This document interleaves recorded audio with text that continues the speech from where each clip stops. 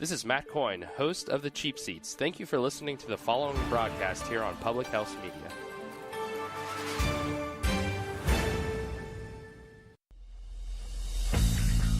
Throughout history, the course of sports has been shaped by one thing: the fans. From the moments you never dreamed of, has saved the USA's life in this World Cup. Hall, the runner, loose ball, it's good! Gonzaga, the slipper still fits!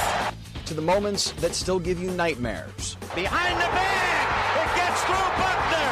Here comes Knight, and the Mets win it. He's in! Patriots win the Super Bowl! Brady has his fifth! through the good and the bad, fans have helped change the games we watch and the players we love. They may not be the most logical people. You are a factory of sadness! I'll see you Sunday. But they know their teams better than anybody. They'll blow in the ninth. You may not always see them, but you know where to find them. After all, there's nothing quite like the view from the cheap seats. Broadcasting is part of the Public House Media Network. Grab a chair and enjoy all there is in The Cheap Seats.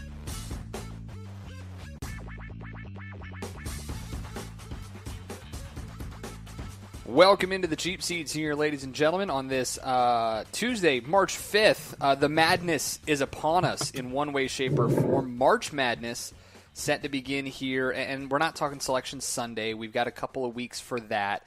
What we're talking about is where the real madness happens, where the real craziness goes on, and that is conference tournament time, when those number one seeds get upset, when nobody you expect, those underdogs, clinch an automatic berth to the NCAA tournament, and all the fun that goes with it here in this glorious month that is March. I'm Christian Heimall, and we're joined today by two of the more fun ones who know a lot about this. I mean, most of us went to mid-major schools here in the Cheap Seats, and most of us went to these areas that we have our own struggles about when our school will finally get to the NCAA tournament. But a pair of Marquette grads, Tanner Burke and Kayla Zenner. Hello, everybody. That's right. Hello. Go Warriors. I mean, I'm sorry. Golden Eagles. We are Marquette. Yeah. So real quick, so take it through. For those who don't know Marquette, take us through how your guys' conference basketball tournament runs. And first off, for the ones who don't know, what is your conference for basketball? Well, I mean, I'll start off by saying I was lucky when I went to Marquette. Kayla, I don't know what years you were there specifically, but I started out there in 2010, and that was Jimmy Butler's senior year, which was awesome.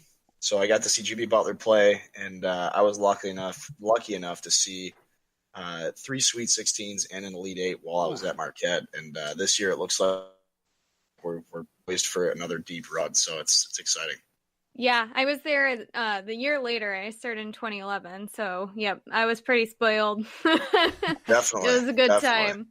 And Absolutely. what conference is Marquette in? Well, we're in the Big East. Okay, that's right. They're still one of the yeah. Yes. And when Kayla and I were freshmen and sophomores at Marquette, the Big East was way different than it is today. That was back before the American Athletic Conference came in and took over. So. Yep, Syracuse, Xavier, Georgetown. I mean, there were a handful of schools that were power schools for basketball that left because of the dominance of football programs in the NCAA. And Marquette didn't have one, so here we are. So basically, you guys kind of don't count for this whole show then. That's great, because you guys are all those Power 5 school or Power 6 schools, I guess, for basketball when we really start to think about it. That's right. So myself and another one of our guys here on the Cheap Seats, John Lauder, we went to lowly Hofstra University, which is in the Colonial Athletic Association. Say lowly?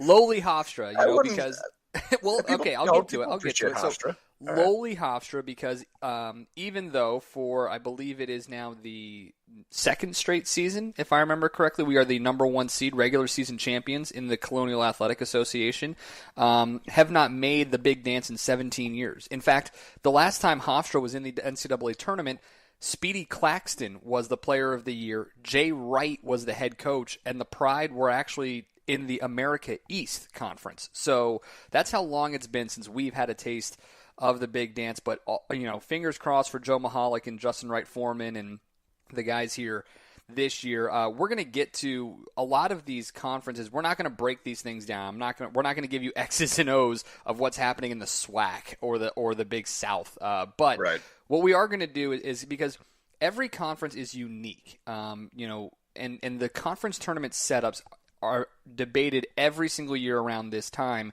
And I know this from being in the mid-major side of things. In Hofstra's case, despite being the number 1 seed and despite being in New York, they have to travel to Charleston, South Carolina to play their conference tournament for a quote-unquote neutral site game because the College of Charleston happens to be in the CAA. They've got a beautiful venue down there. Who doesn't want to go to South Carolina in March? And, that's where the revenue really is. But does that really create the best conference tournament atmosphere? So we're going to debate all of this as we come up. But I want to go through with a couple of things here. And so as you guys know, as Big East people, of course, it's Madison Square Garden. It's the mecca of sports and college basketball. So let's real quick get your kind of thoughts. Did you like the way your conference tournament was set up? I mean, the fact that we get to play in Madison Square Garden is great. I'm not speaking specifically about Marquette, but just as a conference in general. I mean, like you said, it is the mecca for sports. I mean, for these college athletes to go play extremely competitive championship basketball in one of the greatest venues in sports, it's pretty exciting. And I mean, I'm just looking at the map here of where all these schools in the Big East is. I mean, there's something about the NCAA and how they set up their conferences or how they end up panning out. I mean, they never make sense. There's conferences that that have teams in their title would say, or there's half the teams in the Big East or in the Midwest. It's like, it's crazy, but it is exciting nonetheless. I think that the Big East is set up in a pretty decent way. I think it's fair all around. There's benefits to winning, through regular conference play. Excuse me. But it's, I don't see any problems with how the Big East Conference tournament is set up. Kayla? Yeah, I agree. I mean, I think it's fine. I think that the Madison Square Garden is awesome. As far as neutral sites go, we can get into that later. But for the Big East Conference, I think that's good. It works. It's a very obviously dominant basketball conference since most of these schools only have basketball.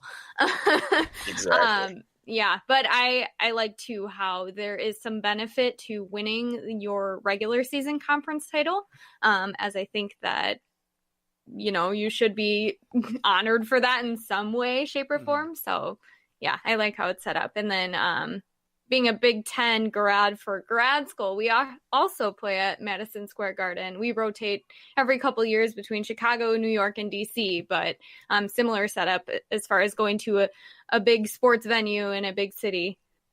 So this is how most of these conferences do it, is neutral site. I mean, my graduate degree is in the Metro Atlantic Athletic Conference. They have a neutral site, although I'll be completely honest, it's a joke that's called a neutral site because they play at the Times Union Center in Albany, which is where Siena men's basketball plays all their home games. And if Siena is good, you've got 10,000 people in a arena to watch them and nobody else. So that's not really fair in my opinion, but we're going to get into that a little bit later coming up.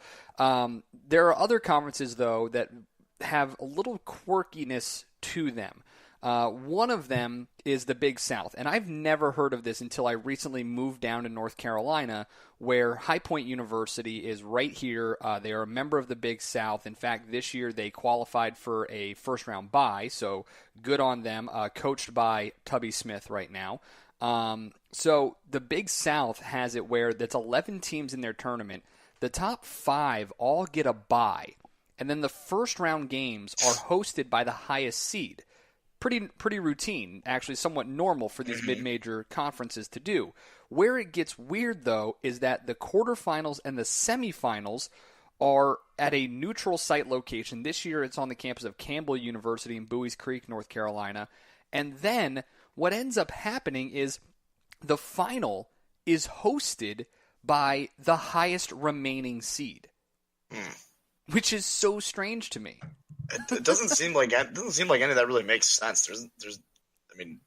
Okay, well, a couple things here. So obviously, I shouldn't say obviously, I haven't said anything yet, but I will say I would love to see the the higher ranked team get the home court advantage, because we see it in every professional sport. Yep. So what's the difference here? Why does the NCAA need to be different for basketball, saying that these guys need to be playing at a neutral site? I mean, there's a major difference between playing in a small gymnasium like DePaul and playing in a full-blown, brand-new, $1 billion arena like Marquette in Milwaukee, playing in the Fiserv Forum. It's all about atmosphere for a lot of these players, a lot of these schools, and they take a lot of pride in their venues. So I think it is important to have these guys or let these people play in their venues. But for whatever reason, this is the Big South. I mean, this doesn't make any sense. Choose one or the other. I mean, either play at a neutral site or play at the give the home team the advantage. But I'm not really sure how they built this, but. Yeah, as a sports professional, that is a ticketing nightmare. That is the first thing that comes to my head is like, oh my gosh, trying to sell tickets and get everything in order for that when you don't even know where it's going to be. Yeah, no. And listen, that's the thing. That's why we're in broadcasting and not ticket sales. Yeah, and that's the thing. I mean, Kayla, you're right. I mean, and for someone who's worked at the collegiate basketball level, when you work in a conference where they do have a neutral site and where it's going to be, when you just don't know when you're going to play, but you can sell tickets throughout the season. It doesn't really, it certainly helps from that side of things. But again, at some point, on the flip side of it, and I have this conversation in my current career, at some point the team matters. At some point, making sure that that Ohio State isn't traveling all the way to Brooklyn to be able to play a conference tournament game if they're the number one seed. I know that's not the case, but that's how it sometimes does set up. So there's that for the Big South. And Tanner, I agree with you. I mean, I would rather them just pick one. Just do one or the other. Don't go in between. Yeah.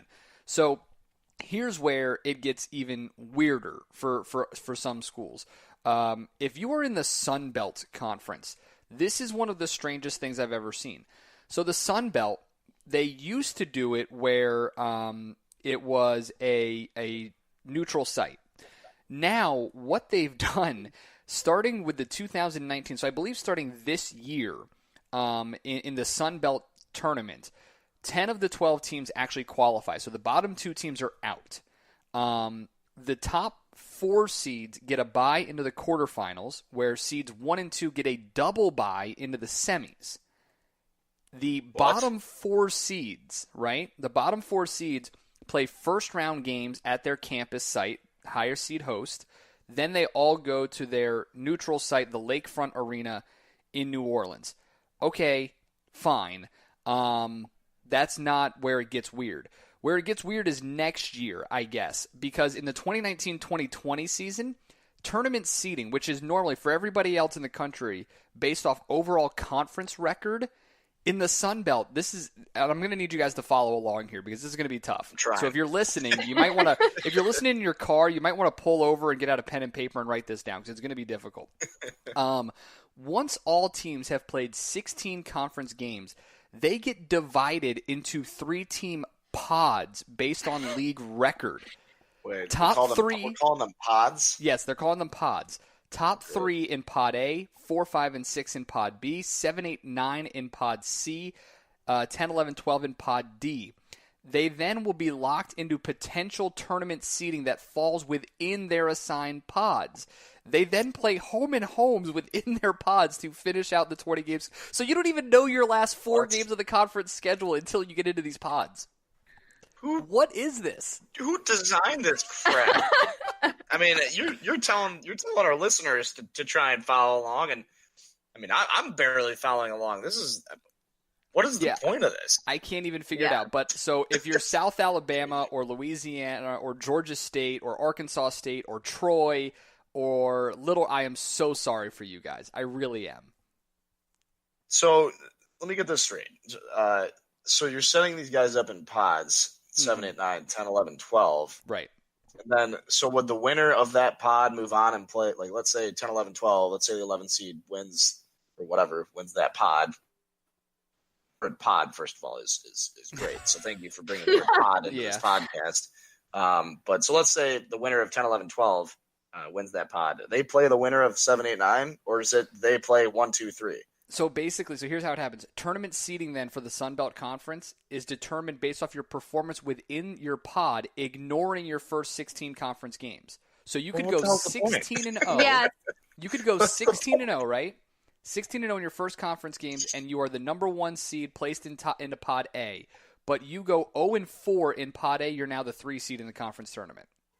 What in the world? This means the team that finishes atop the conference is not necessarily the top tournament seed.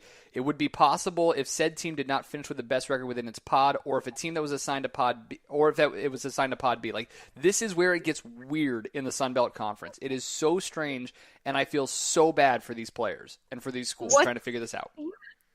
What's the point of them even trying to win the regular season games when they don't even mean much unless it's against their pod? Right, exactly. I mean, there's no incentive. This is like when I first tried to understand how European soccer was set up. You try to figure out all the tables and all that stuff. Yeah, you get a bunch Champions of League and all that. I mean, there's no playoffs, but there's a bunch of friendlies, but they don't matter. But you play hard, and yeah, I mean, soccer's great. Don't get me wrong. Well, before your head explodes. I'm sure the Sun Belt's great too, but Before your head explodes, Tanner. I mean, so that's as weird as it gets here for these conference tournaments. But so I mean, real quick, have you guys seen at any? I mean, we've all been around and we all watch college basketball and are crazies come this time of year. Have you seen anything else that is maybe just as weird or something that you don't like the way certain tournaments are set up? Do you watch pro bowling? No. Me either. So no, I don't have. Okay. All right. Fair enough. No, well, then let me ask you this. Okay. I mean, let me ask you this because this is one of the ones that has popped up in a couple of different of these leagues. Most notably for me, at least the ACC tournament, is these double buys. Are you guys okay with those? No, I'm not. Okay. And so, for the same reason why I'm not okay that the NFL has a first round bye it makes the postseason significantly easier. And just because you have the best record in the conference or in the regular season, depending on what sport and what level you're talking about, I don't think it's fair because it gives you a significant advantage. And the Patriots are a perfect example. They have had an easy road because of how they performed in the regular season. I think it's safe to say that if the Patriots didn't get the first round bye in their Super Bowl runs, they may not have won six Super Bowls. But then how do you explain those wild card teams like the New York Giants or the Boston Red Sox from 2007? That's even more impressive that they were able to go through that because they're being forced to play another game. And in football, any given Sunday, and basketball, specifically college basketball, it's even more so. That case, you can see some of the best teams in college basketball lose to some of these teams. I mean, I saw number 10 Marquette lose this afternoon to Creighton, and they probably should have lost to Creighton earlier in the year too. So, I mean, I don't know. I don't agree with the first round bye. And then you're talking about the Sun Belt Conference or some of these conferences having 2 byes. Yeah. I mean, why don't you just wrap up the championship, put a bow on it, and just send it in the mail. Let's all save everybody the trip to wherever, to New Orleans or wherever the Sun Belt Conference is being held.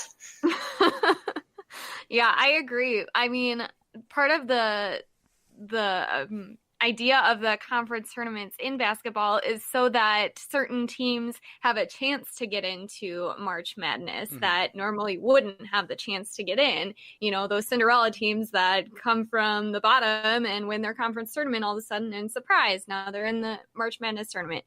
But when you give people double buys because of their record, then it's harder for those teams at the bottom to make it into March Madness, which is more exciting by far than conference tournaments in my mind. So that is a very good point, Kayla. And so one thing that makes college basketball so great, and I don't know a single person who would disagree with this.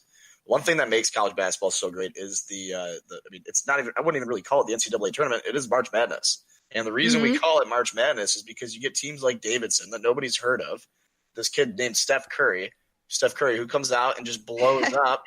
I mean, you look at teams. I mean, imagine Hofstra, for example. Yeah. I mean, if Hofstra, if their best chance was winning their conference championship, and they were never going to be at the top of their conference because players don't want to play for Hofstra. I'm not saying that they do or they don't. I'm not trying to, put a stink on Hofstra. I got you. You're good. You're good.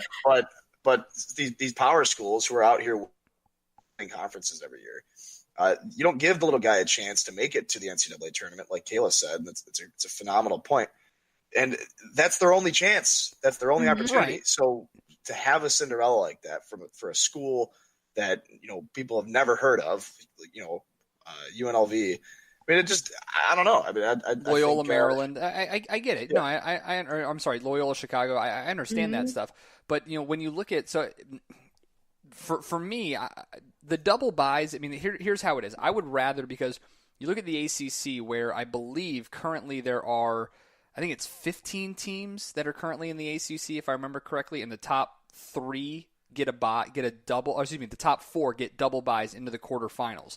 The way you do that, obviously, is because of seeding purposes and to be able to actually have it kind of mathematically work out. You have 3 games on the first round, which then cuts your 15 teams down to 12, and then you have your whatever it is that you now have, instead of 15 teams all playing, you have instead 8 teams that are playing, and then you get down to 4, and then you get down to 2, and then you have your eventual champion. So mathematically, it makes sense, and I don't know another way to do it other than you eliminate a certain amount of teams, and you have to reach a certain ranking to actually qualify.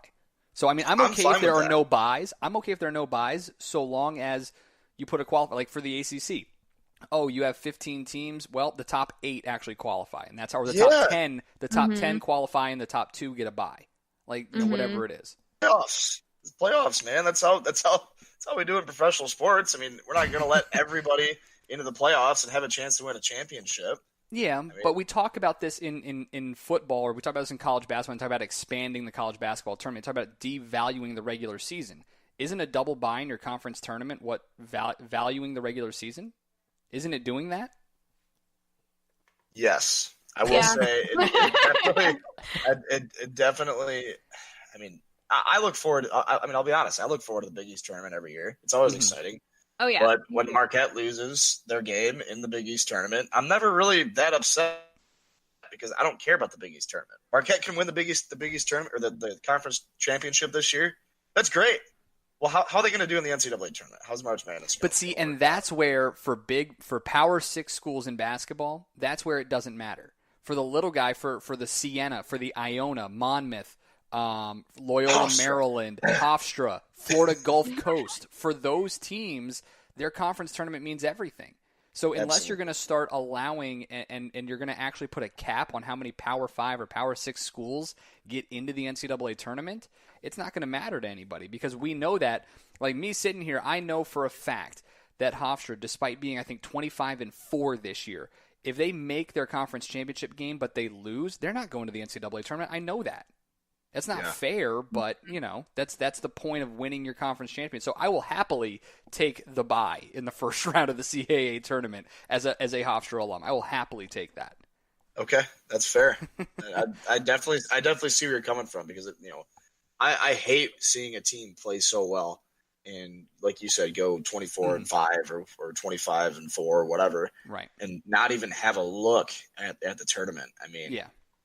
And then, you get those wonderful moments where, like, for instance, we talk about these neutral site games or not, but you get those awesome moments like in 2016, the Patriot League, when 9th seeded Holy Cross won 4 road games in their tournament in the Patriot League to win the Patriot League and go to the NCAA tournament in that one. So they beat Loyola on the road, they beat Bucknell on the road, they beat Army on the road, and then they beat Lehigh to win the conference championship. So you have those moments. So definitely.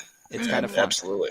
I will say though, real quick, this it kind of reminds me of, and I always bring this up, and I'm not a UCF fan by any means, but I'm a fan of what they stand for right now. Yeah. College football is a perfect example, and until they change their playoff format and their system there, teams like UCF, who can go undefeated practically 2 years in a row, will never even have a chance at the championship. So a lot of that, I mean, it's very similar. I mean, some of these teams in some of these smaller conferences in basketball could potentially go undefeated and not even have a chance to make the championship if Right. they, like you said, if they lose their conference championship. So that's kind of sad. I feel bad for some of these smaller programs. No, and you're not wrong in that, and it's one of the reasons why expansion is always talked about every single year right around this time. When we come back, we're going to talk. We're going to get you our poll question. We're going to talk also about neutral site versus top seed hosts. Kayla, Zenner, Tanner Burke, Christian Heimall. You're with us all here in the Cheap Seats on the Public House Media Network, presented by Squadcast.fm. This is Bryce Burge, host of Your Soccer Passport here on Public House Media. After this episode, come join us on a trip around the soccer world as we discuss club and country every Tuesday. Stamp your soccer passport by subscribing on Spotify, iTunes, or wherever you get your Public House Media podcasts. And thanks again for checking out the following broadcast on Public House Media. This is Jenna Burt, host of the Confessions of a Military Spouse podcast here on Public House Media. Thanks for listening to the following broadcast on Public House Media. Once you're done with this episode, I hope you'll come check out my show, Confessions of a Military Spouse, where we dig deep and talk about the unspoken hard truths of what it's really like to be a military spouse. A new show comes out bi-weekly. Don't forget to subscribe on iTunes so you never miss an episode of Confessions of a Military Spouse. Thanks again for checking out the following broadcast on Public House Media.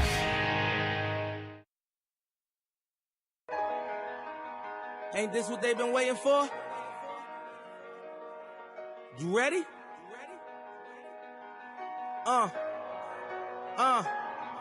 I used to pray for times like this, to rhyme like this, so I had to grind like that. Welcome back in the Cheap Seats here. Christian Heimall, Kayla Zenner, Tanner Burke with you. We're talking conference basketball tournament setups, and we'll get into it here with our poll question, which you can go and vote on, by the way, at the Cheap Seats by Public House Media on Facebook.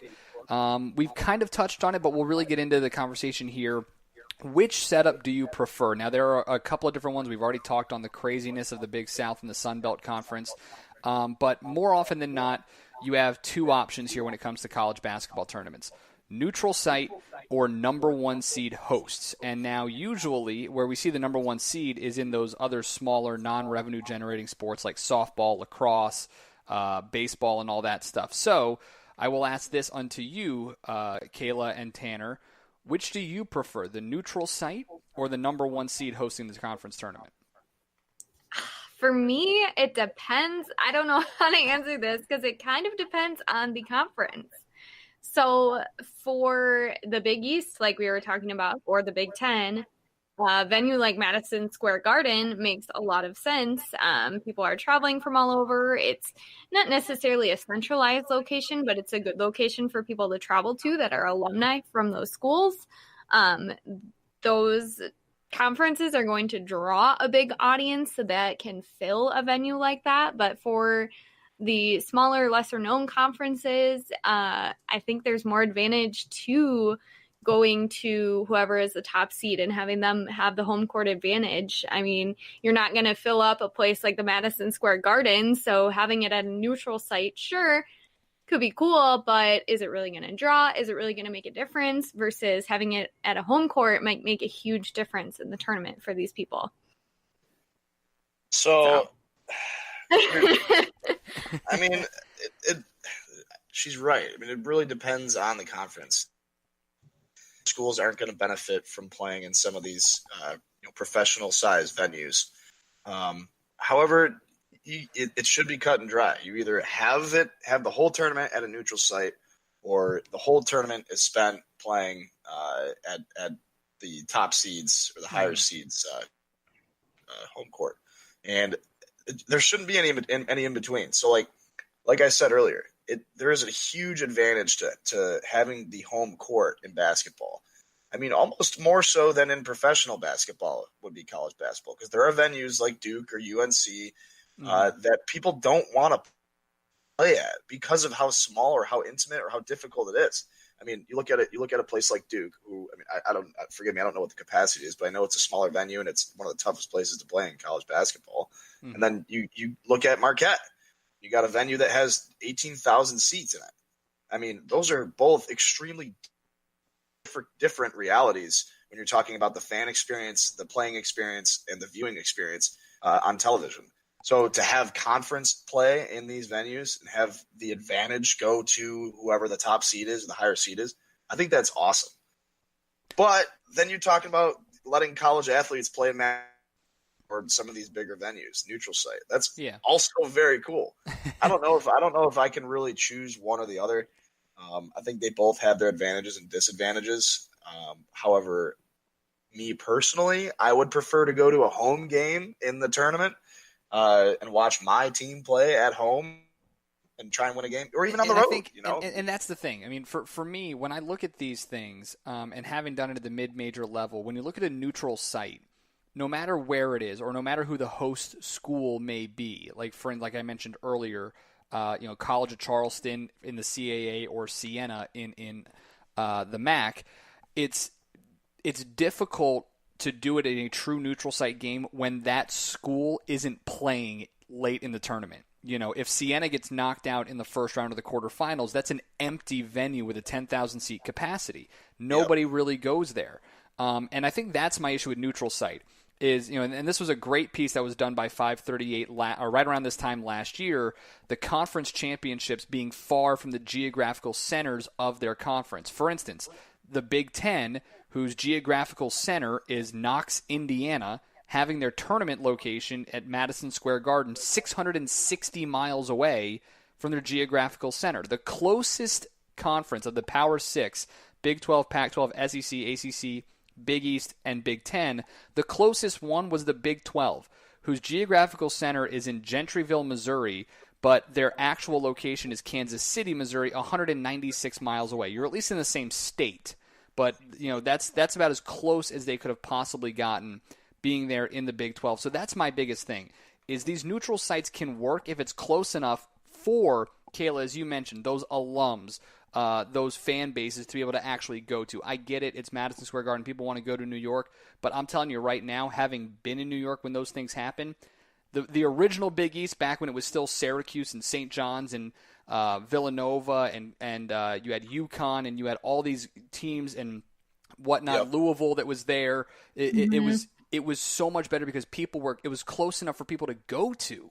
Even in the SEC, yes, it's in St. Louis, but when it was in Atlanta, it was so much better when that was it. So I'm so happy to see the ACC do this next year. The ACC is bringing their conference championship to Greensboro, North Carolina next year, which is literally maybe 30 minutes from its geographical center.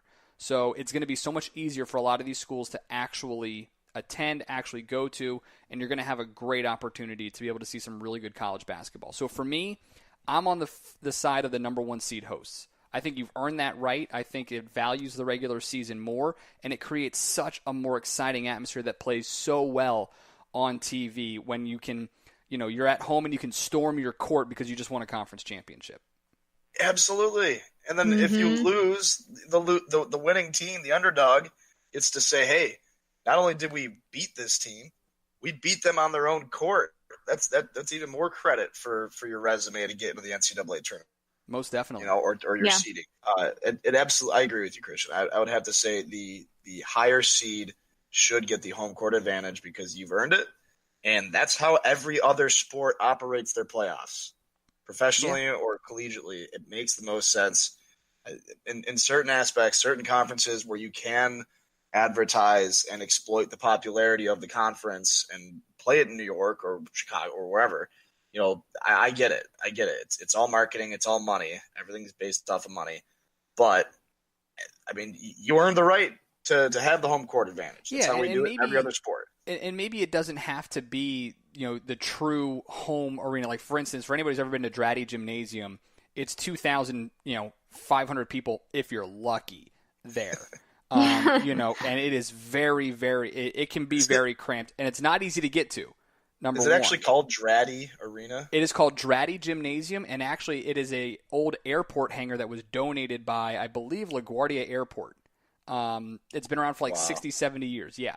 So I'm not saying that that should be the host of a full tournament, but maybe the school that has the number one seed, they can choose their venue, so to speak. Like, for instance, Hofstra is the number 1 seed. Instead of having to go all the way down to Charleston, South Carolina to play, how about you guys come up to Nassau and to Long Island, play at the Nassau Veterans Memorial Coliseum, where the Islanders play. It's a professional venue. You can fit 16,000 people in there. You still make your money, but the number 1 seed has earned the right to be able to say where you get to play. I love it. So, where do I sign? Right on the fantasy line. Right along with, Bryce Harper to the Phillies for $330. Oh, wait. Anyway, that's another show. Gosh. Another topic for another. I think the guys covered that last week. So go check that out for us. All right, before we get out of here, one thing that maybe you learned, or one thing that maybe you're a little something that came out of this show, your final thoughts on this idea of conference tournament setup. Kayla, we'll let you go first. I learned about pods. Not Tide Pods. Not podcasts. Yes, the Sun Belt Conference has some weird stuff going on. Yeah. That's a good one, actually. That's probably the best one. Pods are great. I mean, everybody loves a good pod. Just saying, a pod in the morning for breakfast, a pod in the afternoon for a snack.